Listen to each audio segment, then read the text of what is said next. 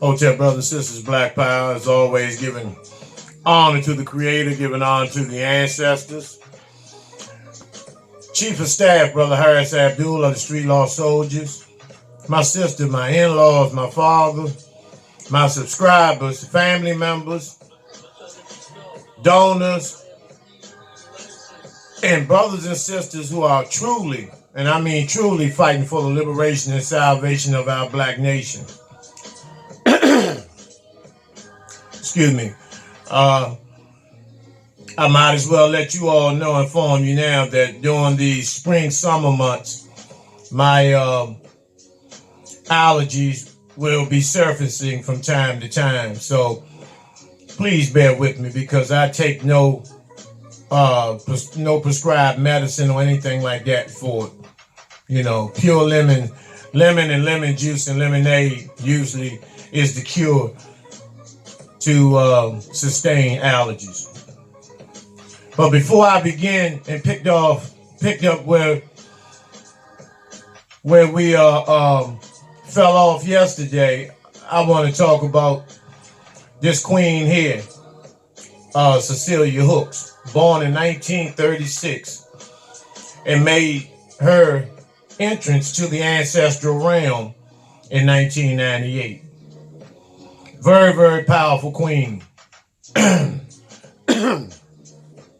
And may you continue to forever protect us with the blessings of the Creator and the ancestors.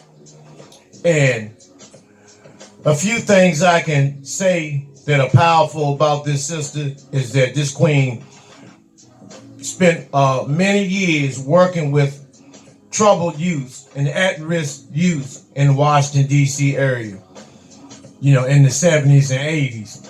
And very, very powerful. A lot of the young gangbangers, the young thugs that were in the facilities where she worked at took a liking to her and gravitated to her because she not only gave them that mother nourishment, but she also gave them that discipline and positive direction and stern direction to help them make that transition into manhood, as many of them have done. And a lot of them are, to this day, appreciative of this sister. She, along with her husband, gave birth to 3 beautiful daughters who are standing tall and representing her in all aspects, to continue her legacy and to keep her name uplifted, you know, as they walk in their own greatness at the same time, simultaneously. So I wanted to take that time to honor this sister, who is my mother-in-law as well. So I believe that I understand that her energy, when she made her ascension, that the energy transferred to me in a lot of ways because I began to work with the youth. And so this is how things work. And what is so ironic, the exact same facilities where she worked at, later on I came on board once she made her transition and became, the rest is history. And this is who you're looking at today. So as a result of that energy being passed to me from her. So we honor you, Queen. We love you. We miss you. And we will meet again. Ashe. Let's get back to the Nipsey Hussle.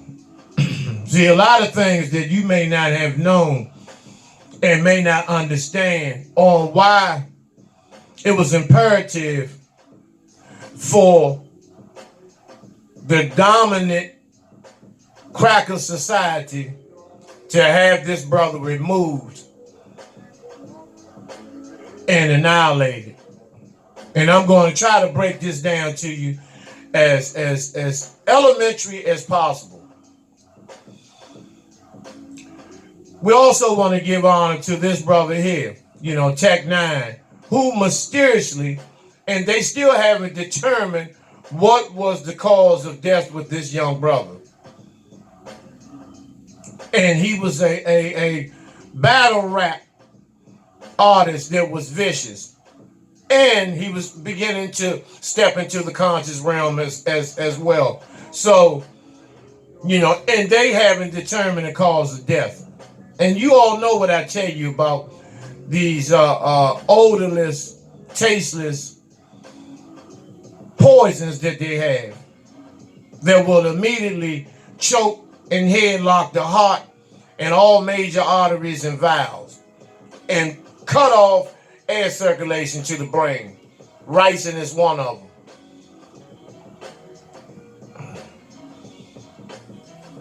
And this brother here, who was taken out behind hatred, you know, extent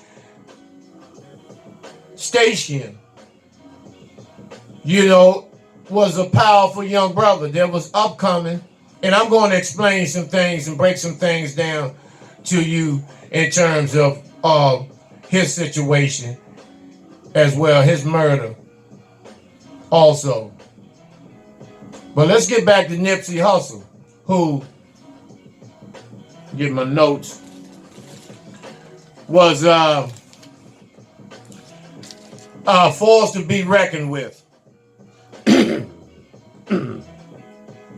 You know, the haters were out to get him, and he knew this. And one thing that he said about it's a blessing to have strong enemies, meaning that shows how strong you are, depending on how strong your haters are. The stronger you are, the stronger your haters will be. And no one understood that. Everyone just allowed that cliche that he spoke on to fly over their heads. And this is how advanced his brother was. And you know, Ermias Ashadam, that was his government name. 33 years old. One of my subscribers mentioned that the number 23 is also significant, and which he is totally correct. But anyway, let's get to the reason why Nipsey Hussle was taken out. Number one, he thought for himself, independent. Once again, he wasn't an independent type that said, fuck it, I'm just gonna go and do some shit on my own without a plan, without a blueprint laid out, and a plan B in case Epic Records begin to try to give him one of them slave fucking deals. You know, make him sign one of those slave contracts. And so what he done was created his own label. Not just went independent, created his own label. Clothing stores. The young brother was focused. He was today's pop. And I must say that because to say someone of that magnitude today, in terms of saying Nipsey Hussle is today's Tupac, that has to be you have to be very careful when you say things like that. Now, I'm not saying he's the carbon copy of Pac, but his missions, his ideas, his grind, his motivation, his morale was very, very compatible with Pac's. And finally, in terms of compatibility, they all ran into the same devil, Snoop Dogg. And so what the brother wanted to do was help the community. Now, Steve Harvey is a fucking faggot. But one thing Steve Harvey had said, I believe he was talking to Monique or something. He was saying that in order to help the downtrodden, you have to refuse to be one of them. Meaning that in order for us to help the brothers and sisters that are in the streets, that are living on sidewalks, that are begging for a change at the lights, we have to be in a position to help them. How can we help them if we're doing the same thing? And I'm not just talking about finance, but I'm gonna get back to that at a later time. Let me just break how powerful this brother was, that a lot of people really didn't know that this piece of shit here who was used, he's a government agent, posed as a motherfucking Crip. Eric Holder posed as a Crip. Now, I'm not saying that he is an FBI agent, but he is on the payroll of the government by way of LAPD, the Sheriff's Department, and homicide detectives, the gang unit, which paid this stupid ass piece of shit ass nigga, this fuck boy ass nigga, to take Nipsey Hussle out. And so a lot of times these government agencies, they'll set some beefs up, put some marks into the communities to create beefs, and then have the brothers going to war against one another, killing one another. Especially if it's a group of brothers who are out there hustling, that are cutting into the police money. Because see, you got a lot of gangs that work for LAPD. Don't get it twisted. They come around and pick up money collections. How do you think a motherfucking organization, a drug empire, can last as long as they last? They have to have the assistance of these devils. And so this is why this motherfucker is in custody now. Now, be careful and pay attention to how his legal team will look, who will be representing him, who will be in the courtroom standing behind him, who is behind the scenes. Because when you hear crackers say that this was gang related and shit like that, you already know that these motherfuckers are part of this. But let me show you how the impact that this brother had in the black community, and how he was disrupting the flow of white supremacy. Now, Dr. Sebi, the reason why he was taken out mainly because of this documentary. This was the nail in the coffin here, this documentary, because if it's put out correctly, if it's filmed correctly, and it's all in truth and laid out properly, this can change the entire structure of the black community. It can change the entire structure of the black community. And I'll show you how. First of all, the pharmaceutical companies. They make all of these medicines that you see every other day. They got a new medicine for something. Now, for those who are old school, know that back in the day, the black community only dealt and only dealt with a few different diseases. Sickle cell, pneumonia, TB off and on, and things of that nature. Not at the rate things are going now. Neuropathy, high blood pressure, dialysis, diabetes, blood clots, cancer, aneurysms. And see, what they do is create these diseases. Disease means dis-ease. You're not at ease. It's a dis-ease.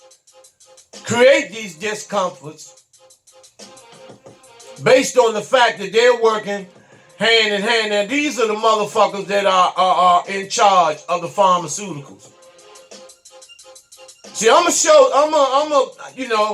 just not no talker. I point the finger at motherfuckers. When they say them crackers, which crackers? This is how we have to be. And point these motherfuckers out and put them on blast. These are the top 10 CEOs of these pharmaceutical companies. Johnson & Johnson and Bayer being one. Because Bayer used to sell heroin. The Bayer Corporation used to sell heroin in the form of aspirin when they first was established in 1899. When a person had a headache, they could go to the corner drugstore. Well, we couldn't. And they could get a bottle of aspirins. And the ingredients, it was just one ingredient. The ingredients, heroin. And so the pharmaceuticals, the Viagra, all the opiates, the Percocets, all of these, OxyContin, all of these are the motherfucking devils that are responsible for the distribution of these motherfucking drugs in our community. Very, very simple. Real simple. We have to be Pacific pointing these motherfuckers out. And so CVS has become the new drug strip. Because now our elderly have become junkies. We may not want to accept it and look at it like that, but that is the truth, because anybody that engages in opiates for 3 or 4 days straight, you will end up with a habit, regardless what your age is. And so they know this. And these are the devils that are responsible for the distribution of drugs that are destroying the black community. Now, before these motherfucking devils come into play, it's these motherfucking devils here. These devils here. $5 chicken box and the pump me up pack, the pump up box, and the $5 this, the $3 that, and 2 for this, and 1 for $1, and coupons, and all of this death that they advertise. McDonald's pushing these Big Macs and these quarter pounders that are no one knows what's in that meat. But we do know there have been reports and proof of black fetuses, aborted fetuses, grinded up in the meat. And McDonald's is not the only one. Taco Hell, Wendy's,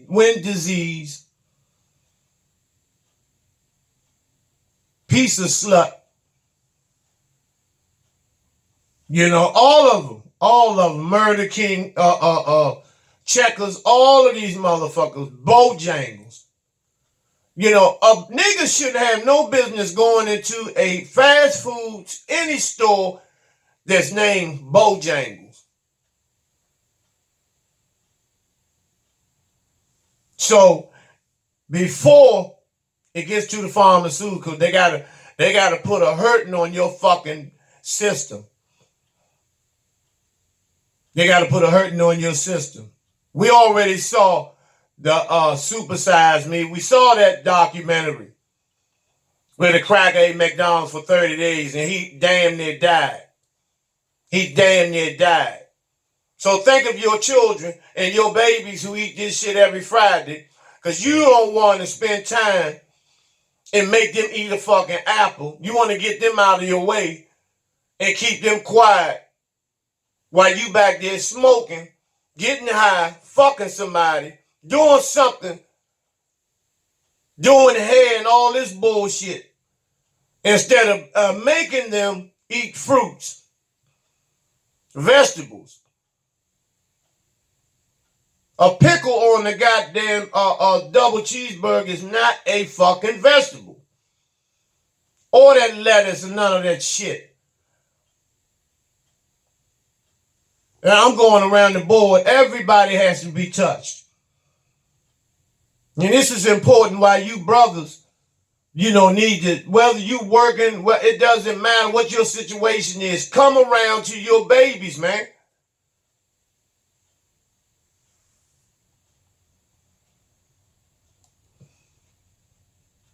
And these are the devils here that run. These are the top 5 devils of the fast food industry. Multi-billionaires pushing death every day.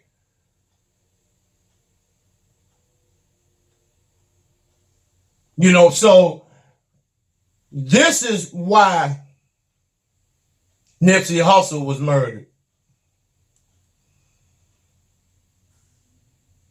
Because see, these corporations are backed up.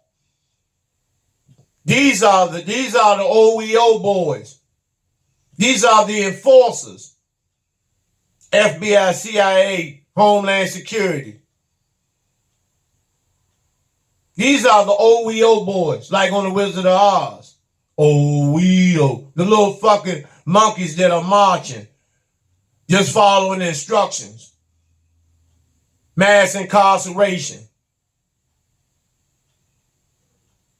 All the diseases that our brothers and sisters are having. Emergency rooms are packed with us. Little children, 10 and 11 years old. I saw a little girl yesterday in the 5th grade. 280 pounds. Obese to the point where, and this is a 5th grader, 10 years old, almost 300. And that's because of the fact she's been eating to her feelings, because somebody, it reminded me of the movie Precious. And I felt all that energy when I saw that little girl. And all it takes for her is to have a bad dream laying on her back, and she will choke to death off her own fluid. Off her own saliva, she will choke to death. And so this is what they're pushing. This is what they're pushing. This is why it was so important for them to get rid of Nipsey Hussle. Because see, once Dr. Sebi's documentary went out and the information would have wakened up the masses of black people, and they will finally realize that they have been duped, tricked, bamboozled, and fucked around and lied to and fucked over by this goddamn cracker. They will begin to wake up and see they've been trying, and they are trying to prevent this documentary from surfacing. Because then books like Nutricide with Dr. Africa, Dr. Layla Africa, who's been in the game as long as Dr. Sebi as well. Well-versed. He has a book called Nutricide. that will begin to surface. People will begin, when your diet changes, your attitude changes, your energy increases. You feel better, you look better, you're more alert, and you're ready to throw the fuck down. It's just like a boxer or athlete when they train during the week for the big game on Sunday. You know, they ready when by the time Sunday come, they run out of that tunnel. They on fire because they've been training all week for the big throwdown. And this is what they were trying to prevent by taking this brother's life. And so we allowed this shit to happen once again. Because of the motherfucking haters. Because of the haters.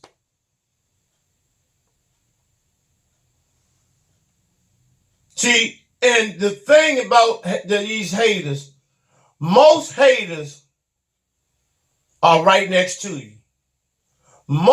Your most vicious haters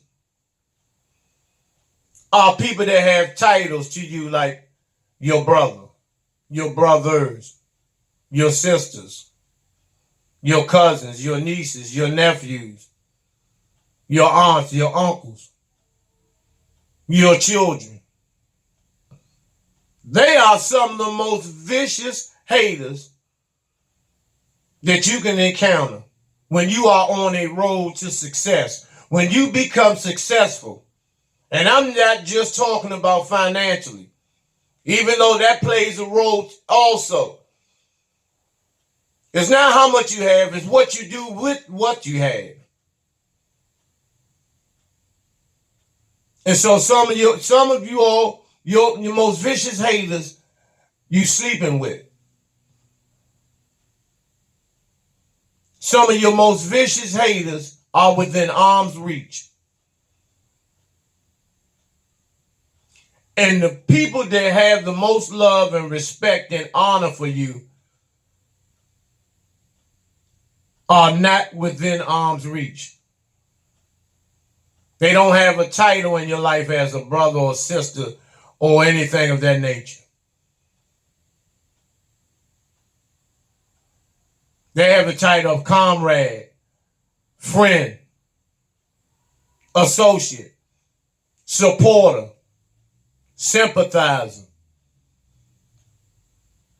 Some of them have more love for you than anyone in your immediate family will ever have combined. And I'm talking about all black families in the black community. Think about it. Think about it.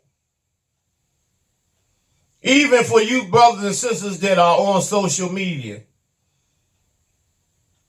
how many of your immediate family and the people that you claim that are close to you watch your videos? And how many people that are not close to you watch them and support you? How many people that claim to be a relative, when you're struggling, it's okay? See, everything is all right if you are on the same struggle line. As long as you both are in the soup line, it's okay. But once you become successful and move above that, then you are hated. Now, I'm not just talking about our entertainers and athletes and all that because they have money and things. No, because most of them, they feel the same way about their relatives that don't have anything. They hate the fact that they're supposed to look out for the ones that love them.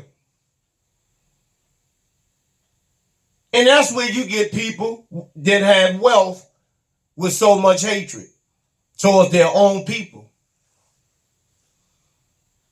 But then you got that 5%, the poor righteous teachers who put in so much work to make things right, to try to help the black community and pull your brothers and sisters up. And just for the fact that you are in position to do that, and the motherfuckers around you are not. They're not well respected. They're not looked at. They don't have street cred. And so they envy that shit. See, I know a lot of brothers that don't have street cred. No one knows them. They're living room bullies. They're living room gangsters. They're dining room thugs. But when they go past the front door, they know that they don't count. The only time they count is at the workplace. Because no one else respects them. No one else knows them.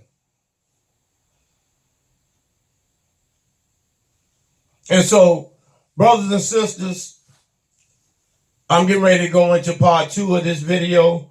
So stay tuned. I'll be right back with you in a second. Hotep, Black Power.